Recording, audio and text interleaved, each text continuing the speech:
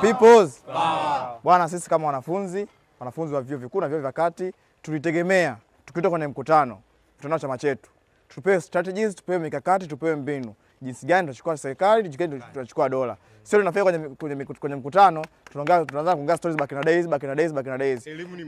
Elimu ni matope, sijui elimu ni nini.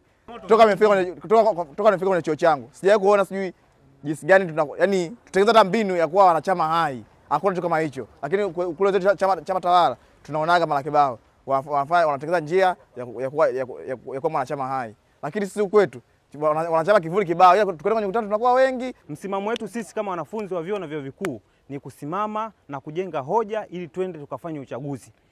Habari ya kwanza kutukana viongozi, kwanza nilitegemea tupate maadhimio mazuri ambayo watajenga hoja, si kama wanafunzi wasomi wanaoelewa, tunajua nini cha kufanya kuishauri jamii pamoja na wananchi kwa ujumla ili tuweze kushiriki uchaguzi. Hatuwezi kukubali issue ya no reform no election. Tunachopaswa kusimama imara ni kuruhusu watu waingie wakafanya uchaguzi tuweze kushinda kwa kishindo. Chama chetu kiko imara na tuna imani ya kwamba tutashinda. Kwa hiyo mimi niwatie moyo tu wanafunzi wenzangu kwamba tusimame imara, tujenge hoja, tusimame tukapige kula, kwa sababu kupiga kula ni haki yetu ya msingi. Tunapaswa tupige kula kwa sababu hatuwezi kushika dola bila kushiriki uchaguzi. Ndio. Peoples. Sisi kama wanafunzi tunaona mwenendo wa chama chetu umekiuka katiba yao. Sisi tunataka dola. Tunataka chama chetu kichukue dola. Kwa nini? Nataka dola.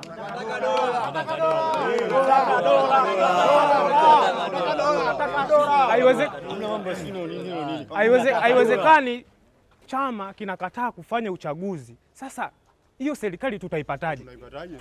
Tunataka tuingie madarakani. Tumekuja hapa kupata nini? Kufuata strategies ambazo tunajua tutafanyaje? Tutapata vitu, si ndio? Dola tunaitaka, si ndio? Tumekuja kwenye kikao. Unaona hii nguo? Mimi ni Chadema pure. Sawa? Nimekuja hapa najua na chama changu kinajadili mikakati ambayo naweza nikafanyaje? Tukashikilia nguvu ya umma. Lakini tunakuja kupata porojo. Habari ya wali. Mimi tumekuja kujadili wali. Afu sasa ndio hatuna kazi za kufanya, si ndio? Kazi za kufanya ni nyingi.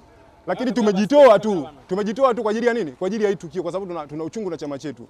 Kwa maana tumechoka si mambo kila siku huko mama, kila siku huko mama. Sasa tukiendelea kupiga ngonjera porojo, hatutatoboa. Kwa hiyo kikubwa tunataka mikakati ambayo dola tutafanya.